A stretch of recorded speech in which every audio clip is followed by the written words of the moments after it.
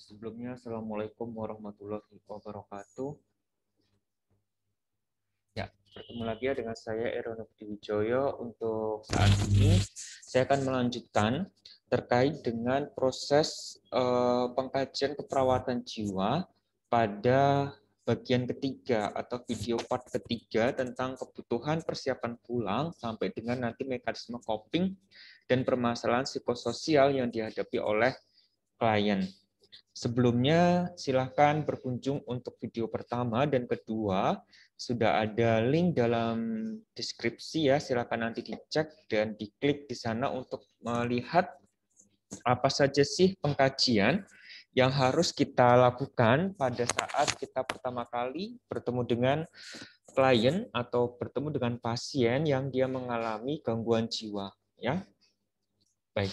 Langsung saja untuk part 1, part 2 bisa dicek. Kita lanjut ke part 3, yaitu melalui atau terkait dengan kebutuhan persiapan pulang. Nah, kebutuhan persiapan pulang ini akan diisi ketika pasien atau klien sudah diperbolehkan pulang ketika settingnya itu adalah rawat inap. Ya. Jadi dia ada proses kebutuhan persiapan pulang. Nah, kalau pasiennya belum boleh pulang gimana, Pak? Ya, kebutuhan persiapan pulang ini belum bisa diisi.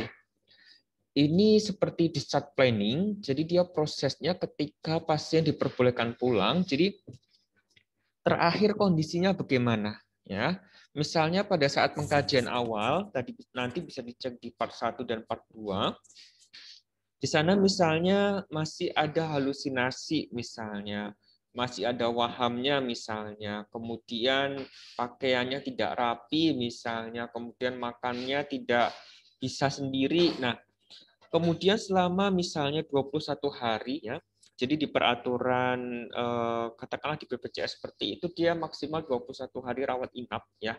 Ketika nanti kondisinya sudah membaik bisa diperbolehkan pulang atau sebelum 21 hari sudah membaik itu diperbolehkan pulang ya. Ketika nanti belum diperbolehkan pulang ada kondisi-kondisi yang memang bisa diperpanjang seperti itu. Tapi anggap saja kita dalam waktu 21 hari pasien sudah diperbolehkan pulang ya. Tergantung dari kebijakan masing-masing rumah sakit bagaimana kondisi pasien ini dan juga terkait dengan klinis pasiennya. Apakah memang perlu bantuan atau memang pasien ini sudah bisa mandiri ya. Nah, anggap saja pasien sudah mandiri dan sudah diperbolehkan pulang oleh dokter. Nah, kita sebagai seorang perawat harus melakukan pengkajian ini, kebutuhan persiapan pulang. Nah, kebutuhan persiapan pulang apa yang harus disiapkan? Mulai dari kita cek terlebih dahulu makannya. Nah, makan pasien ini bagaimana? Apakah perlu bantuan minimal atau bantuan total? Kita centang salah satu di sini di kotak ini ya. Nah, selanjutnya, apabila memang bantuan minimal, dijelaskan minimalnya itu seperti apa. Kalau memang dia bantuan total, totalnya itu seperti apa, sehingga Anda bisa jelaskan di sini. Ini adalah untuk menjelaskan, ya, untuk menjelaskan terkait dengan proses makannya bagaimana. Oke, cukup jelas. Kemudian kita lanjutkan, yaitu BAB dan BAK. Apakah ini perlu bantuan minimal, bantuan total, atau bagaimana? Sama, ya. Ketika bantuan minimal, misalkan dia harus diarahkan ke toilet, kemudian ditunggu misalnya, atau hanya perlu diarahkan, atau dia sudah bisa sendiri. Nah, itu dituliskan di sini centang bantuan minimal. Kalau bantuan total itu adalah kondisi-kondisi di mana BAB dan BAK itu dia tidak bisa dilakukan sendiri, dia apa namanya ya perlu bantuan semuanya itu perlu diingatkan oleh orang lain, perlu diarahkan oleh orang lain, ditulis di sini untuk melakukan BAB ataupun PAK ya. Ditulis keterangannya apa. Kemudian mandi itu bagaimana? Pada orang-orang yang dia itu normal secara fisik, normal secara mental, itu tidak ada masalah, mandi saja seperti itu kan. Tapi kalau pada pasien dengan atau klien dengan gangguan jiwa, bisa jadi mandi itu perlu bantuan, mandi itu perlu ini, perlu itu gitu. Jadi silahkan centang di kotak ini ya, bantuan minimal atau bantuan total. Pada kasus-kasus pasien dengan DPD atau defisit perawatan diri, bisa jadi bermasalah di bantuan ini gitu kan. Dia tidak mau mandi gitu kan. Dia ada persepsi dia yang merasa bahwa atau mungkin dia mempersepsikan bahwa mandi itu buruk misalnya. Nah, itu tergantung dari kondisi si pasien. Silakan kaji dan lihat di part 1 dan part 2 video ini. Cukup jelas ya. Nanti dituliskan di sini. Nah, ini pun sama dengan berpakaian atau berhias. Saya rasa ini cukup clear ya. Jadi bantuan minimal itu seperti apa dan bantuan total itu seperti apa. Bantuan minimal ya perlu disiapkan gitu ya, bajunya aja terus dia ganti sendiri misalnya setelah mandi. Kalau bantuan total benar-benar harus dibukakan bajunya, mandinya harus dimandikan, kemudian dipakaikan baju dan lain sebagainya. Nah, itu namanya bantuan total. Nah, makanya kita harus menyelesaikan kebutuhan dasar manusia pada klien ini. Oke, nanti silakan dicentang salah satu, kemudian diberikan penjelasan. Baik, selanjutnya adalah istirahat dan tidur. Tidur siang lama dari jam berapa sampai jam berapa, tidur malamnya jadi dari jam berapa dan jam berapa, kegiatan sebelum dan setelah tidur apa. Biasanya dia berdoa dan lain sebagainya. Ya, rumah sakit yang pernah saya praktek seperti itu ya, baik untuk level nurse atau spesialis ini, rumah sakit yang baik itu biasanya dia ada CCTV di ruangan klien, di ruangan-ruangan khusus, di ruangan seklusi, dia ada CCTV sehingga kita tahu melihat oh si klien ini dari jam sekian aktivitasnya ini kalau di kamar. Oh, kalau di kamar tuh ngapain saja itu terlihat dalam CCTV itu gitu. Jadi kita sebagai seorang nurse harus memahami itu, istirahat dan tidurnya ya. Oh, dia malam-malam teriak-teriak, kita tahu. Oh, malam-malam dia tidak bisa tidur, hanya keliling-keliling ruangan, kemudian kembali lagi tidur dan lain sebagainya, hanya di rebahan saja, hanya di tempat tidur. Nah, itu kita tahu seperti itu gitu ya. Jadi nanti bisa dituliskan berapa jam berapa sebelum dan setelah tidur ya, keterangannya apa dijelaskan di sini. Nah, kemudian penggunaan obat, bantuan atau minimal obat-obat yang diminum oleh pasien-pasien dengan gangguan jiwa, kalau di rumah sakit kan dia sudah dijamin ya, sudah ada kita seperti itu kan, sudah ada nurse, sudah ada perawat dan lain sebagainya. Mengingatkan setelah makan minum dan lain sebagainya. Nah, ini bisa nggak sendiri? Apakah perlu kita tunggu untuk dia masukkan obat ke mulut kemudian dia minum? Apakah seperti itu atau dia sudah dikasih obat lalu dia bisa mandiri minum sendiri? Nah, itu disampaikan di sini ya. Dicentang salah satu kemudian dituliskan alasannya apa. Nah, selanjutnya adalah pemeliharaan kesehatan atau perawatan lanjutan ya. Perlu nggak ini ya atau tidak? Ya, sistem pendukungnya ya atau tidak. Oke, pemeliharaan kesehatan perawatan lanjutan itu seperti oh ini harus dirujuk misalnya, oh ini perlu kontrol kembali. Nah, sistem pendukungnya ada tidak? Sistem pendukung itu siapa? Keluarga, caregiver, kader, ya, stakeholder. Nah, itu masuk dalam sistem pendukung. Dia ada nggak? Keluarganya mendukung nggak proses penyembuhan klien ini? Keluarganya mendukung nggak untuk dia berobat kembali dan lain sebagainya? Nah, makanya harus dituliskan di sini keterangannya apa ya. Didapatkan dari mana? Didapatkan dari proses pengkajian. Nanti di part 1 part 2 itu ada proses di mana genogram ya, dan nanti itu akan diberi keterangan juga caregiver-nya siapa, yang tinggal serumah siapa. Nah, itu sebagai sistem pendukung. Oke. Nah, ini juga bisa ditanyakan sambil jalan ketika ada kunjungan keluarga ataupun keluarga datang ke rumah sakit untuk menjenguk seperti itu. Nah, ditanyakan di proses pemeliharaan kesehatan ini. Baik, selanjutnya adalah kegiatan di dalam rumah, seperti mempersiapkan makan. Ada enggak? Bisa enggak menjaga kerapian rumah? Bisa tidak mencuci pakaian, pengaturan keuangan, bisa atau tidak? Nah, hal-hal seperti ini memang harus kita persiapkan agar pasien atau klien ini itu bisa kembali ke kehidupan sosialnya. Dia bisa berhubungan dengan orang lain, dia bisa berbicara dengan orang lain, dia bisa menyampaikan dengan orang lain, dan lain sebagainya. Ya. Jadi ada proses-proses di mana kegiatan di dalam rumah itu harus dipersiapkan sedini mungkin dan juga dipersiapkan sejauh mungkin Sehingga klien ini memang tidak shock culture gitu. Karena kalau dirawat di rumah sakit selama sekian hari misalnya, itu kan apa-apa disiapkan, dijadwal, ya kan? Jangan sampai ketika sudah kembali ke rumah itu jadwal yang sudah kita tentukan itu amburadul, rusak seperti itu. Makanya diingatkan kembali, baik itu pada si kliennya ataupun pada si caregiver yang nanti menjemput dan lain sebagainya, ya. Jadi diingatkan di sana. Bisa jadi membuat suatu kesepakatan antara klien dengan keluarga, ya. Nanti kalau jam sekian apa yang harus dilakukan dan diingatkan obatnya kapan minum dan lain sebagainya, ya itu juga harus disampaikan. Oke, untuk mempersiapkan makan, membersihkan kamar tidur, mencuci pakaian sendiri bisa jadi ataupun pengaturan keuangan kalau memang dia ada penghasilan. Ya, itu harus dibuat komitmen antara keluarga pasien dengan si pasien sendiri. Ya, cukup jelas? Oke, baik, saya lanjutkan. Nah, selanjutnya adalah kegiatan di luar rumah. Seperti belanja, bisa tidak menggunakan transportasi, bisa enggak motor kah, mobil kah, sepeda mungkin, atau mungkin transportasi umum, angkot, dan lain sebagainya. Bisa nggak klien ini melakukan sendiri seperti itu kan?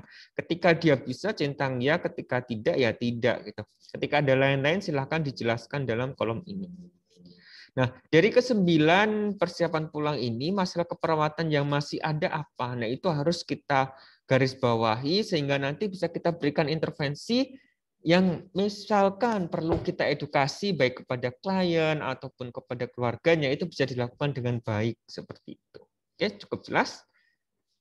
Oke, baik. Selanjutnya kita masuk kepada persiapan pulang sudah selesai, kita ke mekanisme coping. Mekanisme coping itu apa? Mekanisme coping itu detailnya ada dalam video yang sudah saya buat. Silakan nanti dicari. Linknya juga akan saya berikan dalam deskripsi ya. Di sana ada adaptif dan maladaptif ya. Ada positif, ada yang kurang positif seperti itu ya, atau negatif ya. Membangun dan merusak ya. Adaptif membangun, maladaptif dia merusak. Adaptif itu seperti apa? Bicara dengan orang lain, bercerita, mampu menyelesaikan masalah. Dia ada teknik relaksasi yang bisa dilakukan. Kemudian ada afirmasi konstruktif, ya, aktivitas konstruktif maksud saya ya, aktivitas yang baik ya, olahraga, menonton TV dan lain sebagainya. Nanti dijelaskan di sini hal-hal yang positif, hal-hal yang dia membangun dan hal-hal yang memang bisa untuk proses perbaikan dari kondisi kliennya, ya. Nah, selanjutnya adalah maladaptif. Maladaptif itu apa ya? Kalau di sini ada minum alkohol, ada reaksi lambat atau berlebih, jadi delay ataupun terlalu overacting. Nah, itu mekanisme coping yang maladaptif ya. Kemudian bekerja berlebihan, menghindar, mencederai diri, dan lain sebagainya.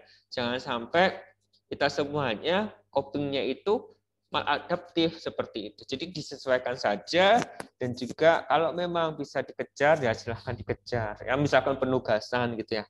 Jadi copingnya adaptif. Jangan menghindar ya, kalau ada tugas selesaikan secepatnya, sehingga nanti bisa menyelesaikan kegiatan-kegiatan yang lain. Oke, jelaskan di sini apa, kemudian masalah keperawatannya apa ya, ketidakefektifan coping individu, ketidakefektifan coping keluarga ataupun yang lainnya. Ya, silakan nanti dipelajari lebih detail di sana terkait dengan SDKI ya.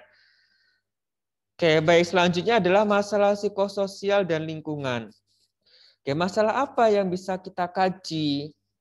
Psikososial ya otomatis psikologis dia sendiri, sosial ya hubungan dia dengan orang lain, lingkungan ya dengan lingkungan sekitarnya ya. Nah, ada permasalahan tidak di sana.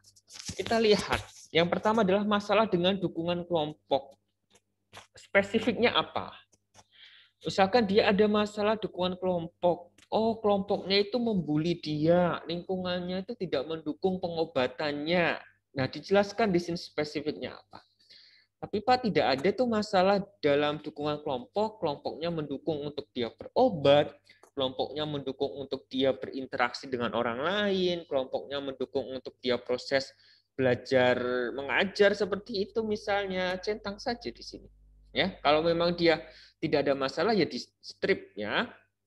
Kalau ada masalah dijelaskan lebih spesifik. Cukup jelas ya, kita lanjutkan.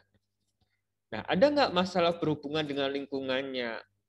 Lingkungan sekitarnya bising, lingkungan sekitarnya ramai sehingga dia tidak bisa tenang, sehingga dia lebih mengarah ke perilaku kekerasan misalnya. Dijelaskan di sini spesifiknya apa. Ketika tidak ada permasalahan ya di strip saja ya. Kalau ada masalah dicentang, kotak ini centang, kemudian dijelaskan di sini apa. Baik, selanjutnya adalah masalah dengan pendidikan. Spesifiknya apa? Oh, dia putus sekolah. Oh, dia tidak lolos PTN. Oh, dia tidak bisa melanjutkan studi. Oh, dia terkendala karena tugasnya tidak selesai sehingga dia di DO misalnya, tidak selesai tugas akhir misalnya. Nah, itu dijelaskan di sini spesifik. Kalau tidak ada masalah ya dicoret saja ya. Saya rasa masalah pendidikan ini bisa dirasakan oleh mahasiswa semuanya ya, sehingga ada gambaran di sana. Ya, oke, baik. Selanjutnya adalah masalah dengan pekerjaan. Bisa jadi apa? Di PHK, gaji tidak cukup, misalnya pekerjaan yang berat, gaji yang kecil, misalnya gaji yang besar, kerjanya kecil, misalnya itu juga jadi permasalahan. Bisa jadi kan seperti itu, gitu kan? Persepsi orang kan berbeda-beda. Nah, ini didapat dari mana? Didapat dari proses pengkajian, ya. Bisa jadi kita dapatkan pada saat pengkajian pada video pertama atau video kedua di sana, kemudian kita spesifikkan, ya. Jadi misalnya nih, ini tips and triknya ya. Jadi kan ini lembarnya banyak sekali nih, perawat jiwa, ya kan. Nah, kalau memang ada jawaban yang dia itu bisa dijawab di awal-awal, baik itu pada video pertama atau video kedua, di video ketiga ini sudah ada jawabannya, diloncatkan saja nggak masalah, ditulis lagi, terus kembali lagi ke sana. Ya, atau diingat-ingat saja, oh ternyata tadi itu dia bercerita bahwa dia di PHK. Ya, jadi tidak lagi ditanyakan, ada nggak Bapak masalah dengan pekerjaan Bapak? Ya, padahal dia jelas di awal bercerita bahwa dia merasa malu saat di PHK. Ya. Bisa jadi hanya perlu divalidasi. Bapak tadi mengalami ini ya PHK ya. Oke. Ada lagi nggak masalah pekerjaan Bapak di sana? Misalnya, itu contohnya ya.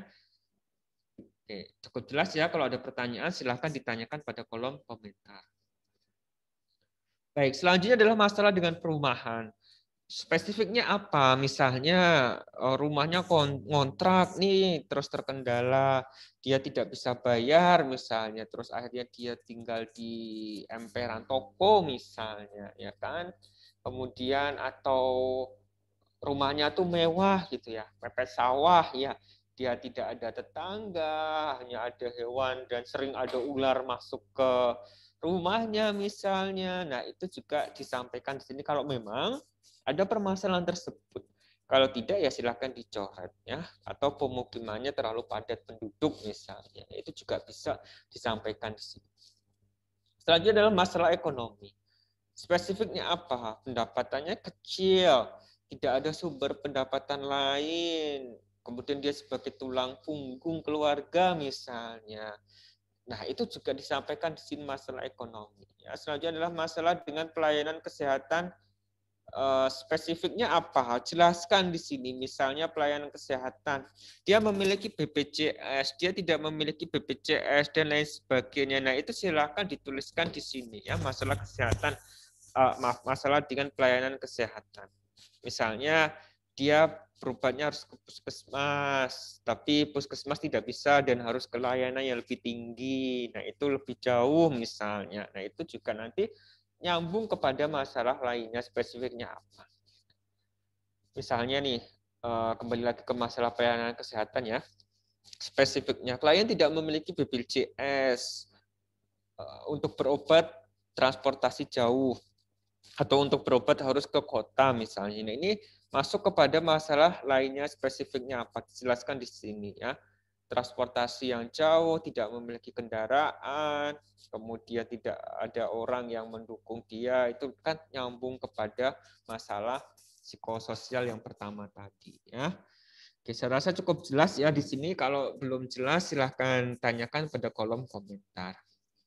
Kemudian selanjutnya adalah masalah dengan dukungan lingkungan. Spesifiknya apa? Ya tadi itu, ada caregiver atau tidak, ada yang mendukung pengobatan dia atau tidak, atau menghambat, atau mungkin menyembunyikan penyakitnya karena memang dirasa itu suatu aib misalnya, dan lain sebagainya. Nah itu harus dituliskan di sini ya.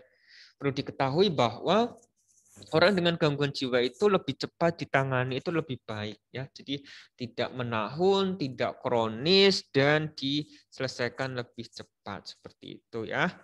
Oke, baik. Selanjutnya adalah pengetahuan kurang tentang penyakit jiwa. Nah, klien tidak paham tentang apa yang dia alami. Klien tidak tahu apa yang dia dengarkan itu adalah halusinasi misalnya. Klien tidak tahu bahwa yang dia ikuti selama ini adalah bayangan saja misalnya. Nah, itu harus disampaikan di sini. Dia tidak tahu tentang penyakit jiwanya. Kalau dia tahu bisa menjelaskan ya tidak masalah, gitu kan? Jelaskan di sini masalah perawatannya apa. Saya pernah merawat pasien dengan pendidikan waktu itu S2 gitu ya. Terus ditanyakan, menurut Anda, jadi waktu itu saya masih nurse ya. Menurut Anda, apa sih yang dimaksud dengan gangguan jiwa? Memang saya mengalami gangguan jiwa. Terlihat nggak apa yang saya lakukan ini seperti orang dengan gangguan jiwa? Seperti itu gitu. Itu pertanyaan mahasiswa S2 yang mengalami gangguan jiwa. Pada saat itu dirawat di RSUD kabupaten yang bukan kabupaten sini ya, RSUD kabupaten X lah. Dia ada bangsal jiwanya seperti itu dan menyampaikan hal seperti itu gitu. Memang ada masalah ya saya dengan gangguan jiwa. Intinya seperti itu. Dia ingin menilai apa sih persepsi kita, ya persepsi kita seorang nurse, seorang mahasiswa nurse dan terkait dengan orang dengan gangguan jiwa. Nah, itu harus hati-hati. Jadi, siapapun, dimanapun, kalau memang usianya lebih dari 15 tahun, itu kecenderungan mengalami gangguan jiwa itu lebih tinggi. WHO mengatakan 1:4. Ya. Jadi, kalau kita di ruangan misalnya atau di Zoom virtual ini, ada 40 orang, kalau 1:4, berarti kemungkinan ada 10 orang yang dia itu mengalami gangguan jiwa. Ya. Baik itu ringan, sedang, ataupun berat. Baik itu hanya bermasalah pada mood-nya, ya, mood swing seperti itu, atau bisa jadi karena persepsi yang lain, atau penyimpangan yang lainnya. Ya. 1:4 menurut WHO. Jadi harus hati-hati. Oke? Semangat untuk kita semua. Baik, saya lanjutkan lagi ke sini. Pengetahuan kurang tentang penyakit jiwa. Oh iya, dia nggak paham penyakitnya centang. Faktor presipitasi. Masih ingat ya faktor presipitasi? Apa itu? Ya, benar sekali ya. Ya, jadi dia adalah faktor penyebab yang terjadi kurang dari 6 bulan ya. Jadi sekarang saat ini sampai 6 bulan yang lalu itu faktor presipitasi. Dia marah karena melihat foto mantannya misalnya. Itu faktor presipitasi kalau memang terjadi kurang dari 6 bulan. Kalau lebih dari 6 bulan faktor predisposisi ya, dicentang sih. Copingnya baik atau buruk, centang. Pengetahuan tentang coping, dia paham nggak? Tadi yang adaptif maladaptif, oh paham, centang misalnya. Pengetahuan, oh maaf, pengetahuan kurang tentang coping karena tadi paham ya coret gitu ya. Kalau tidak paham atau kurang paham centang. Kemudian sistem pendukung. Siapa sistem pendukung? Caregiver, stakeholder, kader, orang di rumah, dan lain sebagainya itu sebagai sistem pendukung. Kemudian penyakit fisik, kemudian obat-obatan. Ya, paham nggak tentang penyakit fisiknya? Oh, dia memiliki hipertensi, tapi selama ini dia tidak tahu, misalnya. Terus dia tidak tahu hipertensi itu apa, nah itu dicentang. Ya. Kemudian selanjutnya adalah obat-obatan. Oke, obat-obatan juga dicentang dan masalah lainnya. Nah, masalah keperawatannya apa? Silakan dituliskan di sini. Nah, selanjutnya adalah aspek medis ya. Aspek medis ini adalah bagi mereka yang pernah berobat atau sedang berobat di rumah sakit jiwa. Kalau kita settingnya adalah rawat inap, otomatis aspek medisnya ada di sini ya. Jadi diagnosa medisnya apa? Misalnya skizofrenia tak terinci, skizofrenia katatonik, skizofrenia lain sebagainya. Silakan dituliskan di sini ya. Silakan lihat di rekam medis pasiennya. Kemudian terapi mediknya apa? Obat-obatannya apa? Loperidol, dosisnya berapa, bentuknya apa, IV oral atau lain sebagainya ya. Caranya bagaimana diminum, disuntikan atau lain sebagainya, waktunya itu jam berapa dan lain sebagainya ya. Kemudian dituliskan Jakarta tanggal berapa ya, karena kita praktek di Jakarta, silakan dituliskan Jakarta ya, tanggal berapa dan sebagainya, masuk oleh siapa. Baik, saya rasa itu cukup untuk proses pengkajian. Selanjutnya masuk ke analisa data. Analisa data masuk sama seperti proses analisa data pada di masalah-masalah kesehatan fisik ya. Nanti akan saya buatkan video juga terkait dengan analisa data, terutama lebih kepada bagaimana sih kita mengangkat diagnosa prioritas pada masalah kesehatan jiwa terutama ya. Jadi 7 diagnosa itu bagaimana sih kita mengangkat permasalahan itu. Apa saja diagnosa yang mungkin muncul? 7 diagnosa itu yang harus kita pahami. Yang pertama adalah waham, kemudian halusinasi, kemudian defisit perawatan diri, resiko bunuh diri, resiko perilaku kekerasan, kemudian harga diri rendah, kronis, dan juga isolasi sosial.